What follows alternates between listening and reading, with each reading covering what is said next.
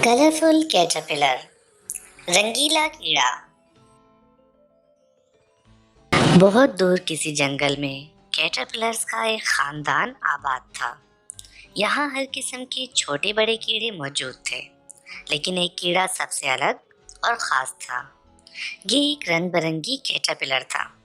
Caterpillar के खानदान में ज़्यादातर कीड़े हरे रंग के थे, लेकिन ये रंगीला कैटरपिलर कोसे कज़ा की तरह हफ्त रंग था। रंगीले कैटरपिलर को अपने अलग और रंग बिरंगी होने का बहुत गुरूर था। अपने गुरूर की वजह से रंगीला कीड़ा किसी दूसरे कैटरपिलर से दोस्ती नहीं करता था और ना ही उनके साथ खेलता था। रंगीला कैटरपिलर बहुत मगरूर था और किसी से ढंग से बात भी नहीं करता था। वो हर वक्त इतराता रहता और कोशिश करता कि दूसरे कैटरपिलर से अलग रहकर बैठे। कैटरपिलर्स को वैसे तो कोई खास काम नहीं होता, वो बस अपने घरों में आराम करते हैं और पौधों के पत्ते खाते रहते हैं। लेकिन ये रंगीला कैटरपिलर खुद को इतना अलग समझता था कि उस पौधे के पत्ते भी नहीं खाता था जिस पर दूसरे कीड़े मौजूद होते थे। ओह, ये आम से कीड़े, मैं तो इनके जैसा बिल्कुल नहीं हूँ। मैं तो बहुत खास हूँ और यकीनन दुनिया में मेरे जैसा कोई और नहीं है। मैं जरूर इन सब कीड़ों का बादशाह हूँ और ये सब कीड़े मेरी खिदमत के लिए हैं। फिर मैं भला क्यों उस पौधे के पत्ते खाऊं जिस पर ये सब कीड़े मौजूद हैं। रंगीला कैटरपिलर कुछ ऐसी ही बातें सोचा करता था। रंगीले कैटरपिलर का छोटा भाई टीटू बहुत कोशिश करता था कि वो उसे समझा सके, लेकिन रंगीला टीटू को भी झिड़क देता। रंगीले गुरूर करना अच्छी बात नहीं है।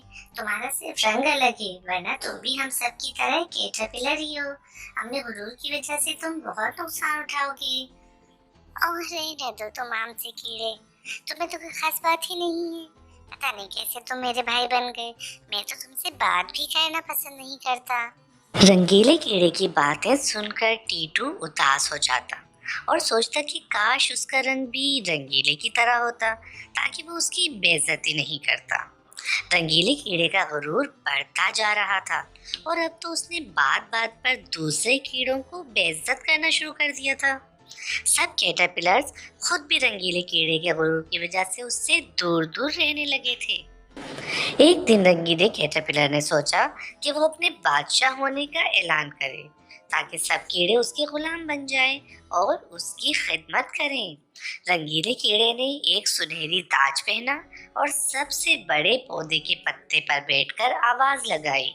ये छोटे आम से कीड़ों, मैं तुम सबसे अलग हूँ और इसलिए मैं इस लायक हूँ कि तुम्हारा बादशाह बनूं।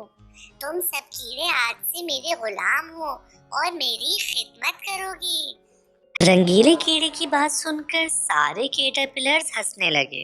रंगीले कीड़े को उसके गुरूर की वजह से वैसे भी कोई पसंद नहीं करता था। देखो तो, आज इस रंगीले कीड़े का दिमाग भी खराब हो गया है। लगता है ये पागल हो गया है। और रंगीले कीड़ों में कोई भी बादशाह नहीं होता, हम सब एक जैसे हैं। फिर हम क्यों तुम्हें अपना बादशाह माने। सारे कैटरपिलर्स रंगीले पर हंसने लगे और उसका मजाक बनाने लगे। तुम सब आम से कीड़े हो, जबकि मुझे देखो, मैं कितना खूबसूरत हूँ, कितना रंगीन हूँ। मैं ही तुम्हारा बादशाह हूँ। तुम सबको मेरा हुक्म मानना ही पड़ेगा। जब रंगीला कीड़ा दूसरे कैटरपिलर से ये सब बातें कर रहा था, उसी वक्त ऊपर आसमान पर एक कौवा भी उड़ते हुए जा रहा था। रंगीले कैटरपिलर के ताज की चमक कौवे को दूर से ही नजर आ रही थी। अरे ये चमकती हुई चीज क्या है? कौवा उड़ते हुए थोड़ा नीचे आया तो उसे रंगीला कीड़ा भी नजर आ गया। ओह, ये तो बहुत रंगीला सा कीड़ा है। इसे खाने में तो अपना ही अलग मजा होगा। मैंने आज तक इतना रंगीन कीड़ा नहीं खाया। कौवे ने बहुत तेजी से हमला किया और रंगीले कीड़े को एक ही झटके में खा गया।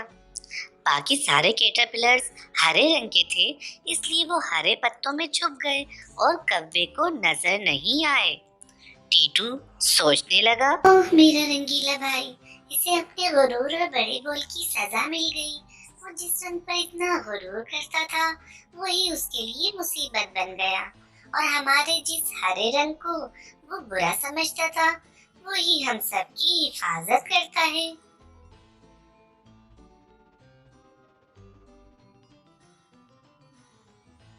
तो दोस्तों, ये थी आज की कहानी। रंगीले कीड़े को मिली उसके गुरूर की सजा। अच्छा, अब ये बताइए कि आपने इस कहानी से कौन कौन से सबक सीखे।